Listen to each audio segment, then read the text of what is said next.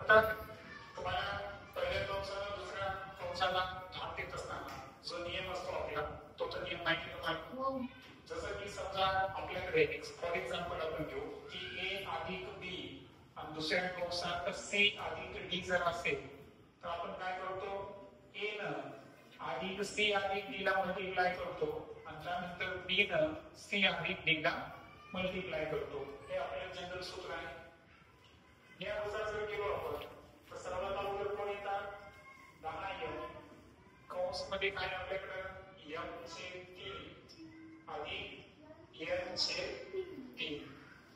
त्यानंतर धन 5m जशाचे तसे पुन्हा m छेद 3 अधिक n छेद 3.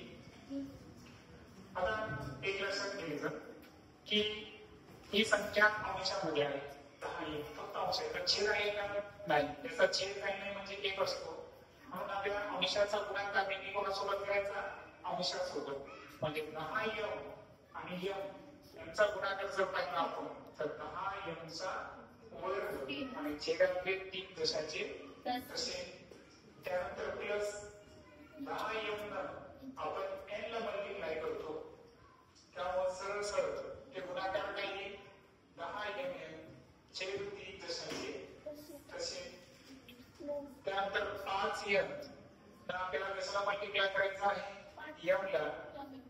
सो 5mn छेद 3 आणि त्यानंतर फायनली 5n ला n न मल्टिप्लाय केलं तर 5n चा वर्ग छेद 3.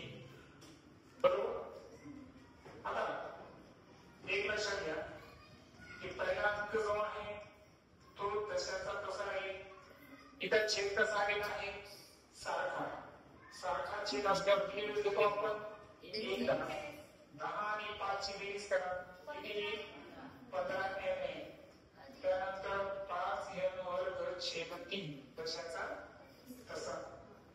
आता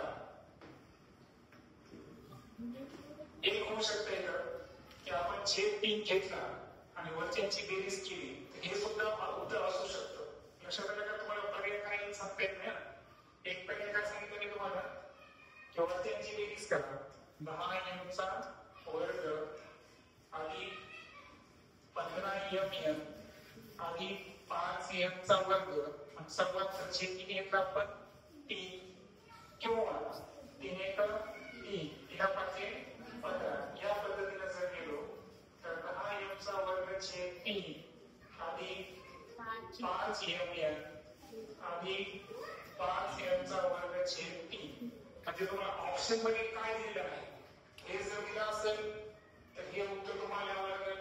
हे उत्तर दिलं असेल तर हे सुद्धा द्यावं लागेल. किंवा असं होऊ शकतं की याच्यामध्ये 5 हा कॉमन फॅक्टर निघतो. 5 कॉमन काढला 5 दोन्ही 10 5 3 15 आणि 5 1 5. म्हणजे एका गणिताचे मल्टिपल आन्सर सुद्धा असतात. जसं की आपण इथे पाहिलं की एकाच गणिताचे आपल्याकडे किती उत्तर अवेलेबल झाले 3. म्हणजे थोडस उत्तराकडे पण लक्ष ठेवायचं की आपल्याला पर्याय काय दिले आणि त्यानुसार माने चेंज करायचे.